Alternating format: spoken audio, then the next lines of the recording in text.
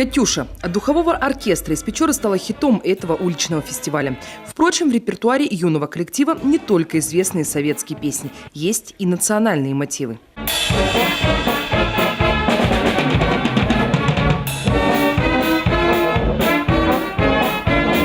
Еще недавно своим исполнением они покоряли публику в Артеке. Хотя готовиться к столь серьезной поездке пришлось очень оперативно. Коллектив молодой и концертного опыта у печорских трубачей немного. На улице у нас небольшое под выступлением, потому что мы в последнее время, год, наверное, репетируем только. И так иногда с концертами в своем городе в Доме культуры выступаем.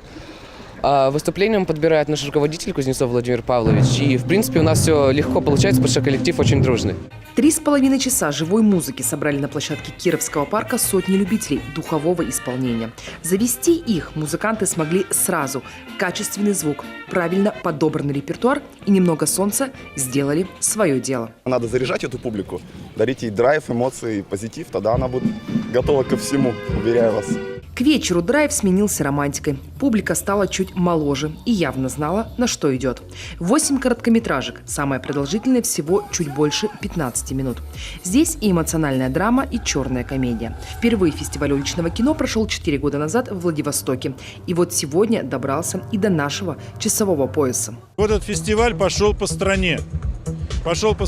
И на сегодня уже более 1000 городов принимают в нем участие.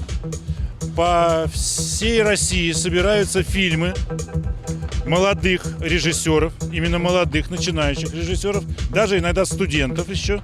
Зритель смог не только посмотреть, но и оценить каждую картину. Критерии у публики были свои, но все же главным стал параметр «интересно-неинтересно». Чувствуется влияние современного, больше похоже на клипы. То есть именно как создает, как группа «Ленинград» сейчас популярны клипы, вот очень похоже по стилистике. Причем, что первый, что второй, недалеко от них ушли.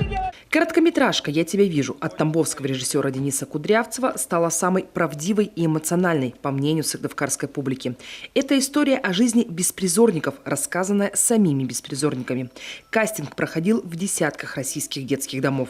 Проект больше социальный, чем развлекательный.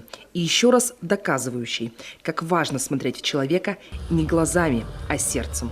Виктория Палкина, Елена Красильникова, Алексей Паршуков, Павел Люлянмин, телеканал Юрган, Сыктывкар.